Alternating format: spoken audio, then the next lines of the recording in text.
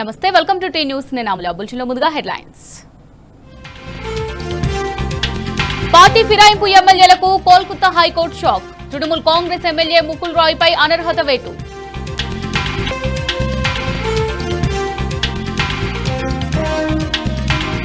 రేపే జూబ్లీహిల్స్ ఉప ఎన్నిక ఓట్ల లెక్కింపు. 42 టేబుళ్లపై 10 రౌండ్లలో కౌంటింగ్ కు ఏర్పాట్లు.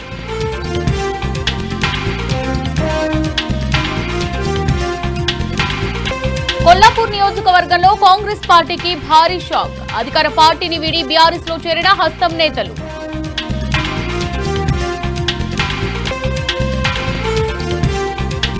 బీసీలకు 42% రిజర్వేషన్ వరకు ఐక్య పోరాటం. కాంగ్రెస్ పార్టీ ఇచ్చిన హామీలని నెరవేర్చాల్సిందేనన్న బీఆర్ఎస్.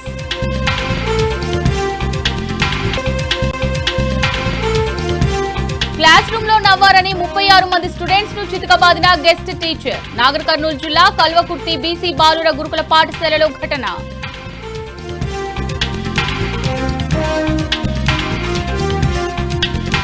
₹75,000 లంచం తీసుకుంటూ పట్టుబడిన టౌన్ ప్లానింగ్ అధికారి. ఆదిబట్ల మున్సిపాలిటీ కార్యాలయంలో ఏసీబీ అధికారుల సోదాలు.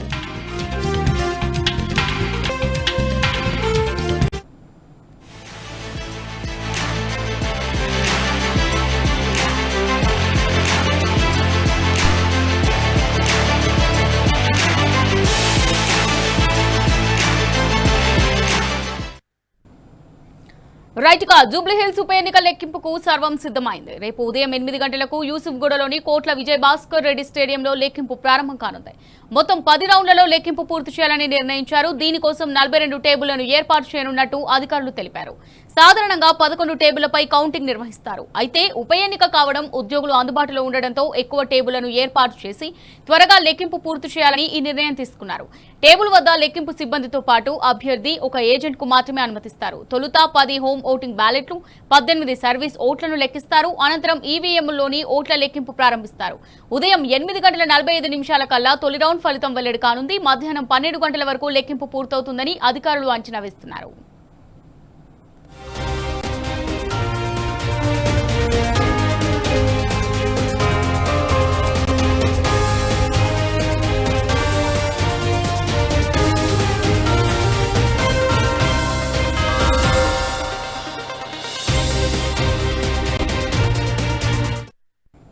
మొత్తం 407 పోలింగ్ కేంద్రాల నుంచి ఈవీఎంలకు, వీవీప్యాట్లకు సీల్ వేసి కోట్ల విజయ్ భాస్కర్ రెడ్డి స్టేడియంలో ఏర్పాటు చేసిన స్ట్రాంగ్ రూమ్ లో భద్రపరిచారు ఎన్నికల అధికారులు. ఈ నేపథ్యంలో స్టేడియం చుట్టూ పోలీసులు 3 అంచెల భద్రతతో పాటు సాయుధ బలగాలను ఏర్పాటు చేశారు.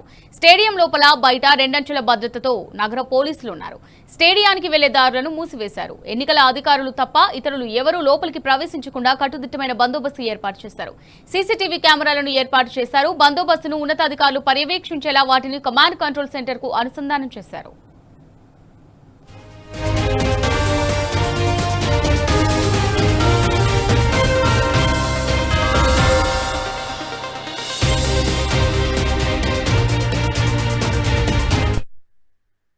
జూబ్లీహిల్స్ ఉప ఎన్నికలో 48.49% ఓట్లు పోలయ్యాయి. 2023లో 47.58% నమోదవగా ఈసారి 0.91% అధికంగా ఓటింగ్ జరిగింది. కౌంటింగ్ సందర్భంగా పోలీసులు అదనపు బలగాలను రంగంలోకి దించనున్నారు. 144 సెక్షన్ అమల్లో ఉంటుందని సిపి సజ్జనార్ ఆదేశాలు జారీ చేశారు. పాసులు ఉన్నవారిని మాత్రమే లోపలికి అనుమతిస్తారు. కౌంటింగ్ రోజున నియోజకవర్గంలో మద్యం దుకాణాలు మూసివేయాలని ఆదేశాలు జారీ చేశారు. రేపు ఉదయం నుంచి మరుసటి రోజు ఉదయం వరకు ప్రజలు గుంపులుగా తిరగడం, ర్యాలీలు చేయడానికి అనుమతి లేదని స్పష్టం చేశారు సిపి సజ్జనార్.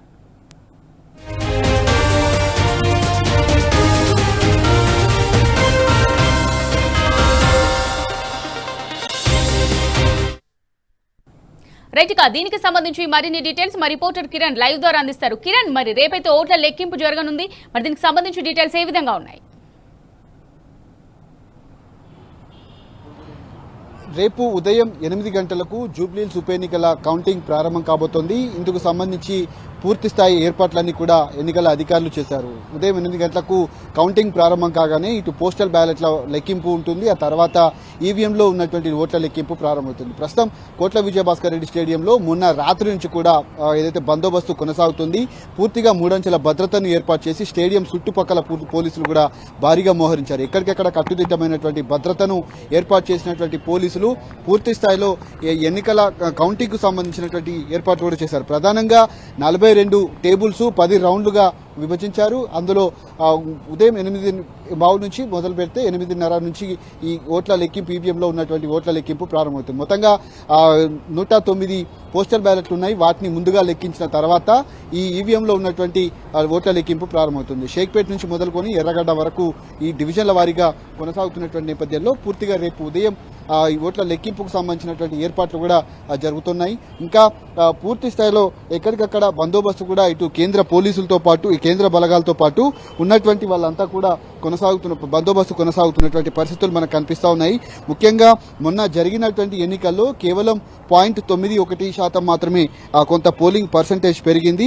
అంతేకాకుండా ఎన్నికల సంబంధించి పూర్తి స్థాయిలో రిగ్గింగ్ జరిగిందనేది బీఆర్ఎస్ పార్టీ తరఫున ఆరోపిస్తా ఉన్నారు. పెద్ద ఎత్తున దొంగ ఓటర్ కార్డులు కూడా బయటపడ్డాయి. అయితే ఈ ఎన్నికల ఫలితాలు ఏ విధంగా ఉంటాయనేది మాత్రం పక్కన పెడితే ఖచ్చితంగా వచ్చినటువంటి ఎగ్జిట్ పోల్స్ అన్ని కూడా బీఆర్ఎస్ వైపే మొగ్గు చూపుతా ఉన్నాయి. ఖచ్చితంగా మాగంటి సునీత గోపీనాథ్ గెలుపొందుతారని కూడా ధీమా వ్యక్తం చేస్తా ఉన్నారు. ప్రధానంగా ఈ ఎన్నికలకు సంబంధించినటువంటి అంశంలో మొత్తం ఓట్లు 4,01,365 ఓట్లు కాగా పోలైన ఓట్లు 1,94,634 ఓట్లు. ఇందులో పురుషులు 99,771, మహిళలు 94,855, ఇతరులు 5 ఓట్లు వేశారు. మొత్తంగా షేక్పేట్లో 70 పోలింగ్ బూతులు, బోరబండలో 50, యూసఫ్గూడలో 56, రెహమత్ నగర్ లో 72, ఎర్రగడ్డలో 63, సోమాజిగూడ 38, వెంగళరావు నగర్ 58 ఇలా ఉన్నాయి. ఆ స్క్రీన్ ఏదైతే ఉందో ఆ స్క్రీన్ లో లోపల ఎన్నికల కౌంటింగ్ ఏదైతే ఉందో ఆ కౌంటింగ్ కు సంబంధించినటువంటి ప్రాసెస్ అంతా కూడా స్క్రీన్ లో ప్రదర్శించబడుతుంది. ఒక డిస్ప్లేను కూడా ఇక్కడ రేపు ఉదయం నైట్ కల్లా ఏర్పాటు చేస్తారు. అందులో వచ్చినటువంటి అభ్యర్థులకు సంబంధించినటువంటి పోలైన ఓట్ల వివరాలన్నీ కూడా అందులో ప్రకటించేటువంటి అవకాశం అయితే కనిపిస్తుంది. ఆ స్టేడియం లోపల బందోబస్తు ఏ విధంగా ఉండేది మనం ఒకసారి చూపెట్టేటువంటి ప్రయత్నం అయితే చేద్దాం. 3 అంచెల భద్రతను ఏర్పాటు చేసి ఖచ్చితంగా లోపలికి పాసులు ఉన్న వారిని మాత్రమే అనుమతిస్తున్నారు. ఎక్కడ కూడా చిన్న అవాంఛనీయ ఘటన చోటు చేసుకోకుండా, ఎందుకంటే ఎన్నికల రోజు జరిగినటువంటి గొడవల నేపథ్యంలో పూర్తి స్థాయిలో వాళ్ళంతా కూడా ఖచ్చితంగా ఈ ఫలితాలకు సంబంధించినటువంటి ప్రక్రియలో ఎలాంటి ఇబ్బందులు కలగకుండా ఉండేందుకు తగిన జాగ్రత్తలు కూడా తీసుకుంటున్నారు. అటు సెంట్రల్ పోలీస్తో పాటు ఇటు ఏదైతే స్టేట్ పోలీస్ బందోబస్తు కూడా నిర్వహిస్తా ఉన్నారు. 8 గంటలకు ఈ కౌంటింగ్ ప్రక్రియ ప్రారంభమవుతుంది. అందులో కేవలం 11 గంటలలోపే పూర్తి స్థాయి ఫలితాలు వచ్చేటువంటి అవకాశం ఉంది. ఎందుకంటే గతంలో జరిగిన ఎన్నికల్లో కేవలం 14 టేబుల్స్ మాత్రమే ఉండేది, కానీ ఇప్పుడు మాత్రం 42 టేబుల్స్. ఎందుకంటే సెంట్రల్ ఎలక్షన్ కమిషన్ పర్మిషన్ తీసుకొని ఈసారి ప్రత్యేకంగా తొందరగా ఫలితాలు వెల్లడించే విధంగా వీటిని ఏర్పాటు చేయడం జరిగింది. స్ట్రాంగ్ రూమ్ల వద్ద కేంద్ర బలగాలను మోహరించారు. ఎక్కడ కూడా చిన్న ఇబ్బంది లేకుండా స్టేడియం చుట్టుపక్కల కూడా పోలీసులు భారీగా మోహరించి మాక్ డ్రిల్ కూడా కాసేపటి క్రితమే నిర్వహించి ఎక్కడ డ్యూటీలు వేసిన వారు ఖచ్చితంగా అక్కడే ఉండాలి, గుంపులుగా తిరగొద్దు. రేపు ఉదయం 5 గంటల నుంచి మొదలుకొని ఎల్లుండి 6 గంటల వరకు కూడా మద్యం దుకాణాలతో పాటు వైన్స్లతో పాటు అవన్నీ కూడా నిషేధించారు. వాటన్నిటిని కూడా మూసివేయాలని కూడా అధికారులకు ఇప్పటికే ఏదైతే ఉన్నటువంటి షాప్ యజమానులకు కూడా హైదరాబాద్ కమిషనర్ సిపి సజ్జనార్ కూడా తెలిపినటువంటి నేపథ్యంలో ర్యాలీలు కావచ్చు, గుంపులుగా తిరగటం కావచ్చు, ఇవన్నీ కూడా నిషేధించారు. విజయోత్సవ ర్యాలీలు కూడా నిషేధించినటువంటి నేపథ్యంలో పోలీస్ బలగాలు కూడా ఇంకా బందోబస్తును కొనసాగిస్తా ఉన్నాయి. మరోవైపు ఆ మీడియాకు సమాచారం అందించేందుకు ఒక ప్రత్యేక కౌంటర్ కూడా ఏర్పాటు చేసి రౌండ్ కు వచ్చినటువంటి ఫలితాల వివరాలను కూడా వెల్లడించేటువంటి అవకాశాలు అయితే కనిపిస్తా ఉన్నాయి. స్టేడియం చుట్టుపక్కల కూడా పూర్తి స్థాయి భద్రతను ఏర్పాటు చేసినటువంటి నేపథ్యంలో ప్రధాన పార్టీలన్నీ కూడా ఎక్కడికక్కడ బందోబస్తుకు సంబంధించి ఏదైతే వారి గెలుపును ధీమా వ్యక్తం చేస్తున్నారు. కానీ అటు సర్వే ఫలితాలు కావచ్చు, ఎగ్జిట్ పోల్స్ కావచ్చు, అవన్నీ కూడా బీఆర్ఎస్ వైపే మొగ్గు చూపుతున్నటువంటి నేపథ్యంలో మాగంటి సునీత గోపీనాథ్ దాదాపు 20-25 రోజుల నుంచి ప్రచారంలో పాల్గొన్నారు. ఇంటింటికి గడపకు వెళ్లి తమ కూతుళ్లు కొడుకుతో సహా తాను ప్రచారం చేసినటువంటి నేపథ్యంలో చివరి రోజు 2-3 గంటలు పూర్తిగా ఇబ్బందులు పడ్డటువంటి పరిస్థితి. అటు దొంగ ఓటర్ కార్డులు కావచ్చు, ఆ ఓటర్ స్లిప్లు ఏవైతే ఉన్నాయో అవన్నీ కూడా ఆధార్ కార్డు జిరాక్స్లు తీసుకొని వచ్చి కొంతమంది ఓట్లు వేశారు. పక్కనే స్టేడియంకు అవతల వైపు ఉన్నటువంటి కొన్ని ఫంక్షన్ హాల్లో వారిని గత 15-20 రోజుల నుంచి కూడా అక్కడ ఉంచి వాళ్ళను పూర్తి స్థాయిలో ఓట్లు వేసేందుకు దొంగ ఓటర్ కార్డులను సృష్టించి ఎల్బీ నగర్ నుంచి, ఖైరతాబాద్ నుంచి, మిగతా ప్రాంతాల నుంచి కూడా వారిని తీసుకొని వచ్చి ఓట్లు వేయించినటువంటి పరిస్థితి కనబడుతుంది. అందుకు బీఆర్ఎస్ పార్టీ పెద్ద ఎత్తున ఆందోళన వ్యక్తం చేసింది, నిరసన వ్యక్తం చేసింది. ఆ రోజు సాయంత్రం కూడా కాంగ్రెస్ అభ్యర్థి నవీన్ యాదవ్ తండ్రి చిన్న శ్రీశైలం యాదవ్ 6 గంటల తర్వాత బైండోవర్ చేసినటువంటి వ్యక్తి బయటకు వచ్చి దాడులు చేసినటువంటి పరిస్థితులు కనిపించాయి. ఈ జూబ్లీహిల్స్ ఉప ఎన్నిక అనేది రాష్ట్ర వ్యాప్తంగా 2 తెలుగు రాష్ట్రాల్లో కూడా పెద్ద ఎత్తున చర్చ నడిచింది. ఒక ఉత్కంఠ వాతావరణం అయితే జూబ్లీహిల్స్ ఉప ఎన్నిక కొనసాగినటువంటి నేపథ్యంలో గతంలో కంటే ఈసారి పెద్ద ఎత్తున చర్చ అనేది జరిగినటువంటి పరిస్థితులు అయితే కనిపించాయి. రేపు ఈవీఎంలో ఉన్నటువంటి ఏదైతే అభ్యర్థుల భవితవ్యం తేలిపోనుంది. పూర్తి స్థాయిలో ఏర్పాట్లు కూడా చేసినటువంటి పరిస్థితులు అయితే కనిపిస్తున్నాయి. 11-12 గంటల కల్లా పూర్తి స్థాయి ఫలితాలు వచ్చేటువంటి అవకాశాలు అయితే కనిపిస్తున్నాయి. ఇంకా బందోబస్తు కొనసాగుతుంది. రేపు ఉదయం 8 గంటలకు అంటే 5:30-6 గంటలకు ఈవీఎం స్ట్రాంగ్ రూమ్లను తెరుస్తారు. వాటన్నిటిని కూడా ఒక దగ్గరకు 8 గంటల టేబుల్స్ మీదకి తీసుకొస్తారు. డివిజన్ వారీగా ఈ ఓట్ల లెక్కింపు సీరియల్ నంబర్ వైజ్ అంటే బూతుల వారీగా ఈ ఓట్ల లెక్కింపు అనేది జరుగుతుంది. మొత్తంగా ఏర్పాట్లు కూడా పూర్తయినటువంటి నేపథ్యంలో ప్రస్తుతం ఎన్నికల పోలింగ్ కౌంటింగ్ రేపు ఉదయం 8 గంటలకైతే ప్రారంభం కాబోతుంది. ఆ 8 గంటలకు పోస్టల్ బ్యాలెట్లు, ఆ తర్వాత ఈవీఎంలో ఉన్నటువంటి ఓట్ల లెక్కింపు ప్రారంభమవుతుంది. Right, thanks for the live updates Kiran. బులెటిన్లో ఒక షార్ట్ బ్రేక్ తీసుకుందాం.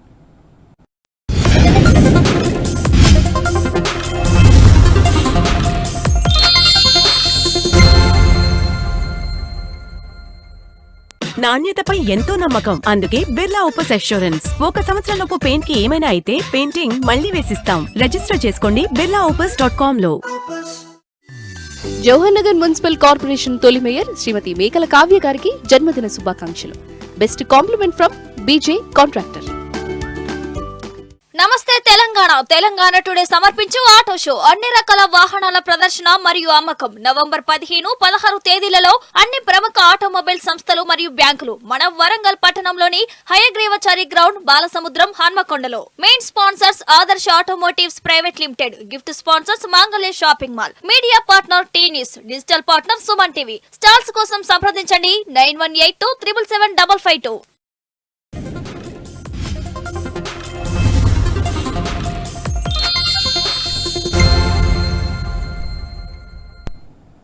Back to news. ఇక మేడ్చల్ జిల్లా కుత్బుల్లాపూర్ జీహెచ్ఎంసీ సర్కిల్ ఆఫీసులో అగ్ని ప్రమాదం చోటు చేసుకుంది. భవనంలోని మొదటి అంతస్తులో ఉన్న రెవెన్యూ విభాగంలో డాక్యుమెంట్లు కాలిపోయాయి. సమాచారం అందుకున్న అగ్నిమాపక సిబ్బంది ఫైర్ ఇంజిన్లతో మంటలను అదుపు చేస్తున్నారు. అయితే అగ్ని ప్రమాదం చోటు చేసుకోవడంపై అనుమానాలు వ్యక్తమవుతున్నాయి.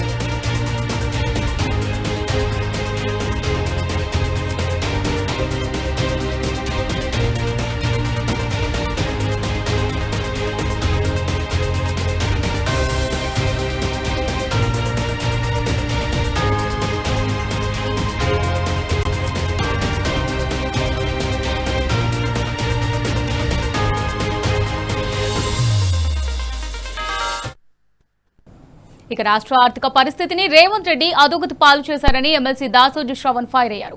ఆర్ఆర్ ట్యాక్స్ పేరుతో రియల్ ఎస్టేట్ ను సర్వనాశనం చేశారన్నారు. 2 ఏళ్లు కూడా పూర్తి కాకుండానే 3,48,000 కోట్ల అప్పు తెచ్చారన్నారు. భారీగా అప్పులు తెచ్చి రేవంత్ ఆర్థిక అత్యుచ్చారానికి పాల్పడ్డారని దాసోజు మండిపడ్డారు. అనుభవం లేని సీఎం ఉంటే ఇంతకంటే ఏం జరుగుతుందని ఎద్దేవా చేశారు. జూబ్లీహిల్స్ ఉప ఎన్నికలో కాంగ్రెస్ బోగస్ ఓటింగ్ కు తెరలేపిందన్నారు. ఏ మొహం పెట్టుకుని సీఎం రేవంత్ ఓట్లు అడిగారని ప్రశ్నించారు దాసోజు. మొత్తం ఆర్థిక వ్యవస్థ కుదేలైపోయిందండి. కమాండ్ కంట్రోల్ సెంటర్లో కూర్చొని పొంకనాలు కొడతా ఉన్నాడు. అదే పరిపాలన అనుకుంటా ఉన్నాడు ఆయన. పొద్దున్న లేస్తే కమాండ్ కంట్రోల్ సెంటర్లో కూర్చొని పొంకనాలు కొడుతూ పరిపాలన పైన పట్టు లేకుండా కేవలం కమిషన్ల కోసం, అవినీతి కోసం అర్రులు రాస్తూ మొత్తం రాష్ట్ర ఆర్థిక వ్యవస్థను కుదేలు చేసి పడేస్తా ఉన్నాడు రేవంత్ రెడ్డి గారు. పిచ్చోన్ చేతిలో రాయి లెక్క ఇవాళ ఈ పరిపాలన కొనసాగిస్తూ మొత్తం ఆర్థికంగా కుదేలు చేసినటువంటి ఒక పరిస్థితి. సాక్షాత్తు కేంద్ర ప్రభుత్వ సంస్థ సిఏజీ చెప్పింది ఇవాళ మభ్య పెడతా ఉన్నాడు. పొద్దున్న లేస్తే బూతులు మాట్లాడుతూ ఉన్నాడు, పొద్దున్న లేస్తే అటెన్షన్ డిఫ్లెక్షన్ టెక్నిక్స్ తోటి ప్రజల యొక్క దృష్టిని మళ్లిస్తూ చిల్లర రాజకీయాల్లో మునిగి తేలుతున్న రేవంత్ రెడ్డి గారి దాష్టికాలని, ఆర్థిక అత్యాచారాలను దయచేసి ప్రజల దృష్టికి తీసుకెళ్లాలని చెప్పి నేను కోరుతా ఉన్నాను. We are in serious crisis. అద్భుతమైనటువంటి ఒక ఆర్థిక ప్రగతితో ముందుకెళ్లిన కేసీఆర్ గారి నేతృత్వంలో రాష్ట్రం ఇవాళ ఆర్థికంగా మొత్తం కూడా కుదేలైపోయింది, అధోగతి పాలైపోయింది. బిల్డర్లు కావచ్చు, లేకపోతే కన్స్ట్రక్షన్ సిబ్బంది కావచ్చు, లేకపోతే మెటీరియల్ సప్లై చేసే వాళ్ళు కావచ్చు, మొత్తం ఆర్థిక ప్రగతికి మూలమైనటువంటి రియల్ ఎస్టేట్ సెక్టర్ సర్వనాశనం అయిపోయింది. రేవంత్ రెడ్డి గారి నేతృత్వం కుదేలైపోయింది రియల్ ఎస్టేట్ రంగం. ఎందుకు? RR tax. ఎవడన్నా బిల్డింగ్ కడతా అని పర్మిషన్ అడిగితే కమిషన్లు దొబ్బాలా, లేకపోతే లేఅవుట్లు వేస్తా అని చెప్పని ఎవడన్నా పర్మిషన్ అడిగితే కమిషన్లు దొబ్బాలా. ఆర్ఆర్ ట్యాక్స్ అని చెప్పని కేంద్ర ప్రధానమంత్రి సైతం వచ్చి చెప్పినప్పటికీ కూడా బుద్ధి రాలేదు. అప్పులు అని చెప్పని చిల్లర మాటలు మాట్లాడిన రేవంత్ రెడ్డి 12 నెలల్లో 45,000 కోట్ల రూపాయలు నేను అప్పులు తెచ్చుకుంటా అని చెప్పినోడు ఇప్పటికే 83% బారోయింగ్స్ అయిపోయినాయి. ఈ 2 ఏళ్లలోనే, ఇంకా 2 ఏళ్ళు కూడా పూర్తి కాలే, 2 ఏళ్లలోనే 3,48,000 కోట్ల రూపాయల అప్పు. ఖాయాపియా కుచ్ నహీ, చేసింది ఏమీ లేదు, లక్షల కోట్ల రూపాయల అప్పు. మరి ఇన్ని లక్షల కోట్ల రూపాయల అప్పు తెచ్చి నువ్వేమైనా పీకినవా? Have you constructed major project? ఏమైనా బిల్డింగ్లు కట్టినవా, ప్రాజెక్టులు కట్టినవా, స్కూళ్ళు కట్టినవా, ఆసుపత్రులు కట్టినవా, కొత్త రోడ్లు వేసినవా? ఎక్కడ పోయి నీ సొమ్మంతా? ఇంత పెద్ద ఎత్తున ఆర్థిక అత్యాచారానికి పాల్పడుతూ దోపిడీకి పాల్పడుతున్న రేవంత్ రెడ్డి గారు సిగ్గు లేకుండా ఇంకా ప్రజల దగ్గరకు వచ్చి నాకు ఓట్లేయండి అని చెప్పని ఇవాళ ప్రజలను మభ్యపెట్టేటువంటి ఒక ప్రయత్నం చేస్తూ ఉన్నాడు, మోసం చేస్తూ ఉన్నాడు. ఇక బీసీ రిజర్వేషన్ల బిల్లును పార్లమెంట్ ఆమోదించి 9వ స్కెడ్యూల్లో చేర్చితేనే బీసీలకు 42% రిజర్వేషన్ సాధ్యమని మాజీ మంత్రి శ్రీనివాస్ గౌడ్ తేల్చి చెప్పేశారు. హైదరాబాద్లోని ఇందిరా పార్క్లో బీసీ జేఏసీ చేపట్టిన ధర్మ పోరాట దీక్షకు శ్రీనివాస్ గౌడ్, ఎమ్మెల్సీ ఎల్ రమణ మద్దతు తెలిపారు. విద్యా, ఉద్యోగ, స్థానిక సంస్థల్లో 42% రిజర్వేషన్లు కల్పిస్తూ రాష్ట్ర ప్రభుత్వం అసెంబ్లీలో చేసిన తీర్మానానికి చట్టబద్దత కల్పించాలని డిమాండ్ చేశారు. కాంగ్రెస్ సర్కార్ డ్రామాలు ఆపి ఇచ్చిన హామీని నెరవేర్చాలన్నారు. లేకుంటే ఆందోళనలు తీవ్రతరం చేస్తామని బీసీ జేఏసీ హెచ్చరించింది. ప్రజెంట్ జరిగేది అంటే దేశవ్యాప్తంగా ఏ పార్టీని అడిగినా కూడా బీసీ అనేది చెప్పిస్తా ఉన్నాం. వాళ్ళు ఎందుకు అంటున్నారు? రాజకీయ నాయకులు, రాజకీయ పార్టీలు ప్రజలలో ఉంది కనుకనే అంటున్నారు, లేకపోతే అనరు. వాళ్ళు అంశాన్ని లేవెత్తారు, ఫలితాల కాడ ఆ వర్గాలు ఇంకా వడ్డించుతో వాళ్ళే కనుక బొక్కలు మనకేస్తారు, మెత్త మనకేస్తారు. ఎట్లా బలంగా అయిపోతారు. పలికిన వాళ్ళ పదవులు, మంత్రి పదవులు, పలికి మాలినటువంటి కార్పొరేషన్ చైర్మన్లు, బడ్జెట్ లేని కార్పొరేషన్ చైర్మన్లు, పవర్ లేని శాఖలు ఇస్తారు.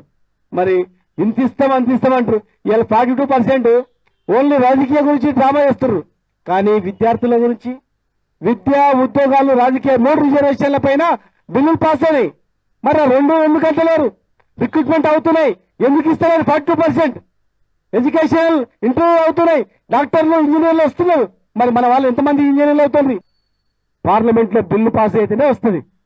కనుక ఎట్టి పరిస్థితులలో మళ్ళా ఎలక్షన్ సర్పంచ్ కానీ ఎంపీ జడ్పీ పెట్టాలని ప్లాన్ చేస్తే మాత్రం అగ్నిగుండం కావాలి రాష్ట్రం. మొన్న మీరు ఎట్లయితే బంధు పిలిపిస్తే అందరు వచ్చిందో ఆ రకంగా చరిత్రలో మిగిలిపోయేటట్లు చేయాలా.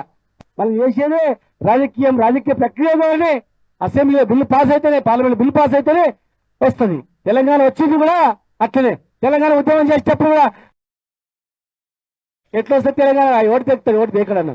అసెంబ్లీ బిల్లు పాస్ కావాలన్నా ఎమ్మెల్యేలు కావాలి, పార్లమెంట్లో బిల్లు మాట్లాడాలన్నా ఎంపీలు కావాలి. వీళ్ళు ఏంటి ఎట్లా జరుగుతుంది? పుట్టినది ఎంత నక్సలైట్ పోరాటం లాగా అయితే అట్లా తప్ప ఏముండదు. మళ్ళీ మనం కొడతారు, కాళ్ళు చంపుతారు తప్ప ఏముండదు బాబా అని చెప్పిన. తీసుకున్నప్పుడు దానివల్ల వాస్తవంగా జరిగేటువంటిది ఏంటిదని చెప్పని గమనించుకొని ఏ రాజకీయ పార్టీలు అయితే ఉంటారో, ఇవాళ దత్తన్న గారు గాని, బండి సంజయ్ గారే గాని, అరవింద్ గారే గాని, ఈటల రాజేంద్ర గారు గాని ఏ విధంగా బీజేపీలో ఎదుగుతున్నటువంటి నాయకత్వం ఉన్నదో, అదేవిధంగా కాంగ్రెస్ పార్టీలో ఉన్నదో, అదే విధంగా టీఆర్ఎస్ లో ఉన్నదో, వివిధ రాజకీయ పార్టీలు ఉండేటువంటి వాళ్ళు ఆ పార్టీ సిద్ధాంతాలకు గాని, ఆ నాయకుల ఆశయాలకు అనుగుణంగా ముందుకెళ్లే అవసరం ఉంది. కానీ దానికి అనుగుణంగా బీసీల అంశం వచ్చినప్పుడు రాజకీయ పార్టీ పక్కన పెట్టాలి, బీసీ జెండా ఎత్తుకోవాలి, అప్పుడే న్యాయం జరుగుతుందని చెప్పని మీకు మనవి చేస్తున్నా. ఆ విధంగా మీరు చేసేటువంటి ధర్మ పోరాట దిశగా అనుగుణంగా రాబోయే కాలంలో ఏ కార్యక్రమం చేపట్టినా గానీ గల్లీకెళ్లి ఢిల్లీ వరకు జరిగినటువంటి కార్యక్రమాలలో కూడా జగిత్యాలలో కూడా ఏ విధంగా అయితే ఇలా హైదరాబాద్ తెలంగాణ రాష్ట్రంలో ఏర్పడి జేఈసీకి అనుగుణంగా జగిత్యాల కూడా ఏర్పడ్డది. ఏర్పడినటువంటి వాళ్ళు మేము హైదరాబాద్ వెళ్తామంటే కూడా పంపించడంలో నా వంతుగా కొంత సహకారం కూడా చేసిన. అట్లాగే ప్రతి బీసీ బిడ్డ కూడా తనకున్నటువంటి స్థాయి తగ్గట్టుగా, తనకున్నటువంటి స్తోమత తగ్గట్టుగా తను ఏ విధంగా బీసీ సంబంధించినటువంటి హక్కుల న్యాయమైన పోవడానికి ఉంటారో దానికి అనుగుణంగా సహకరించినట్టయితే తప్పకుండా సాధించుకునేటువంటి విషయాన్ని మనస్ఫూర్తిగా తెలియజేస్తూ,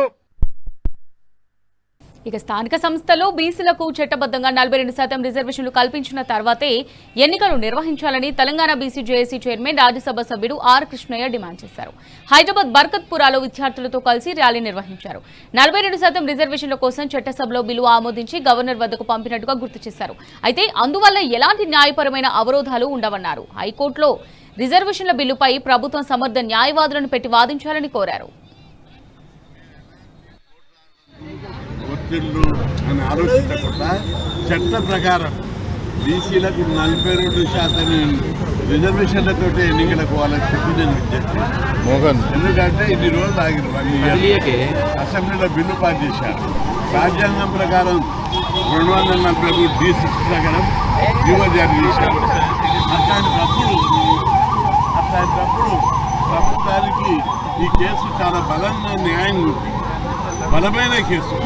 ఎందుకంటే ఇతర రాష్ట్రాల్లో జనాభా లెక్కలేదు, చట్టపరమైన అవరోధాలు ఉన్నాయి, న్యాయపరమైన అవరోధాలు ఉన్నాయి. ఇక్కడ చట్టపరమైన న్యాయపరమైన అవరోధాలు, రాజ్యాంగపరమైన అవరోధాలు ఏది రాజ్యాంగం ప్రకారం జీవో తీశారు, అసెంబ్లీలో చట్టం చేశారు. అదేవిధంగా న్యాయపరమైన అవరోధాలు తొలగిపోవడానికి జనాభా లెక్క తీశారు. దాని ప్రకారం 56% జనాభా ఉంటే 42% రిజర్వేషన్ ఇచ్చారు. అట్లాంటప్పుడు ఈ కేసు బలంగా ఉంది, ఎలాంటి అవరోధాలు లేవు. ఈ కేసు కోర్టులలో గెలుస్తుంది, హైకోర్టులో గెలుస్తుంది, సుప్రీంకోర్టులో గెలుస్తుంది. ఎవరు అడ్డం వచ్చినా వదిలిపెట్టేది లేదు. వారి ఆదేశాల మేరకు ఇలా పెద్ద ఎత్తున 42% రిజర్వేషన్ల నిబంధన ఎత్తివేయాలని చెప్పి రాజ్యాంగబద్ధంగా పార్టీ పరంగా మాకు వెళ్ళొద్దనే డిమాండ్తో ఇలా వందలాది మంది విద్యార్థులు, నిరుద్యోగులు, యువత ప్రతి ఒక్కరు కూడా కంకణబద్దులై ఇవాళ రోడ్ల మీదకి రావడం జరుగుతుంది.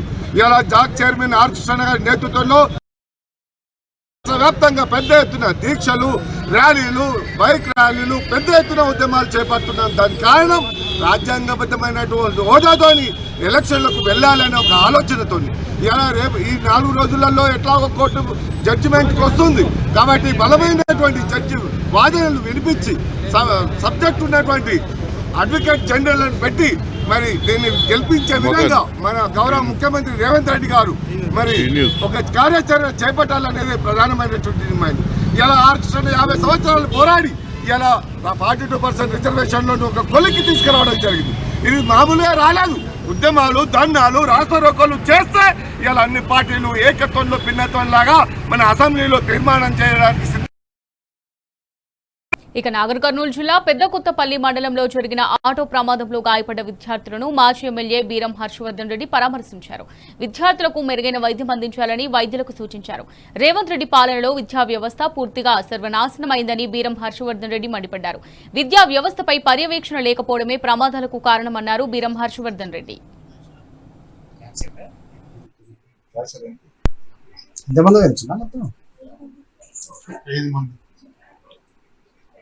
బుక్కులు బండిన అవసరం మీడియం వచ్చిందా?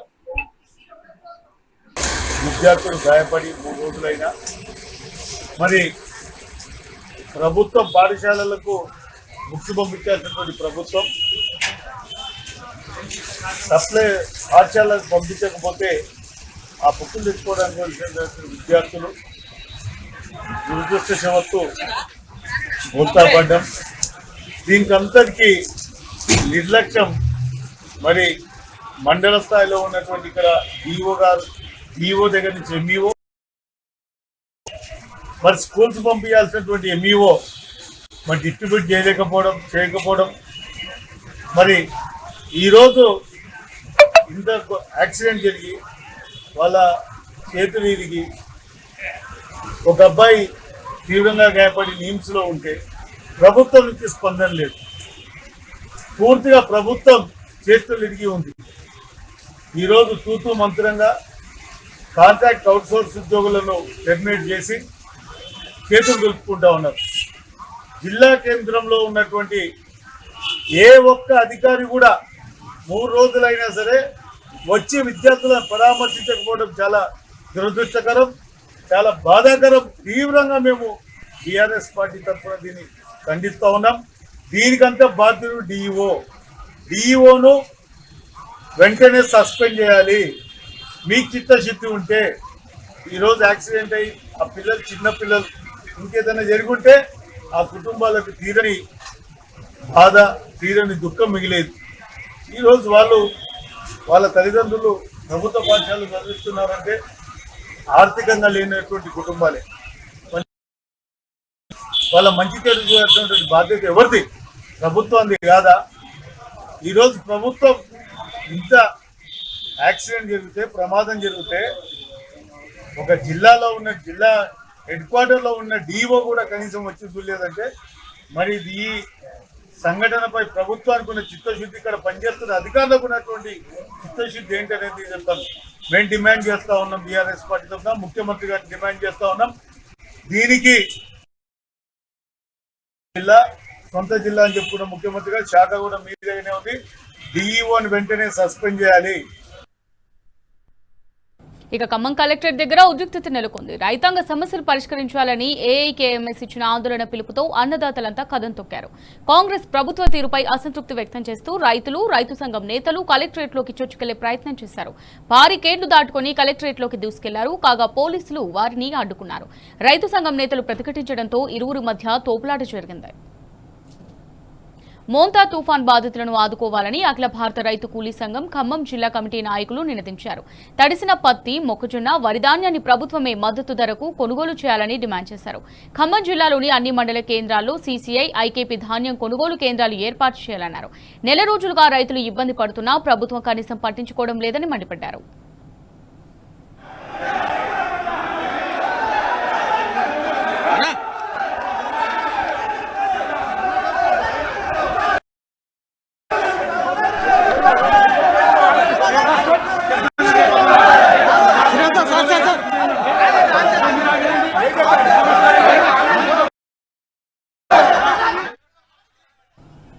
రెజో ఫెస్ట్ 2025 వేడుక గచ్చిబౌలి ఇండోర్ స్టేడియంలో ఘనంగా నిర్వహించారు.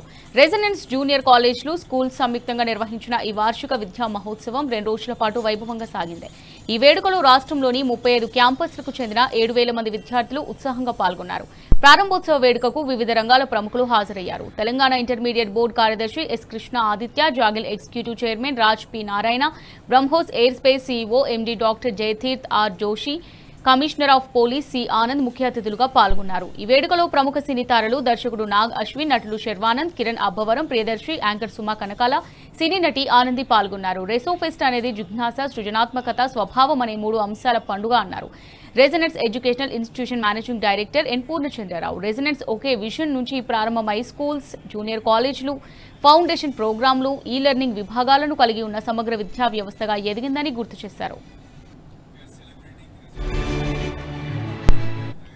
Sir, for giving this opportunity. My dear students, there will be a lot of opportunities which will be there in your life. Definitely one or another day you will become successful in your life.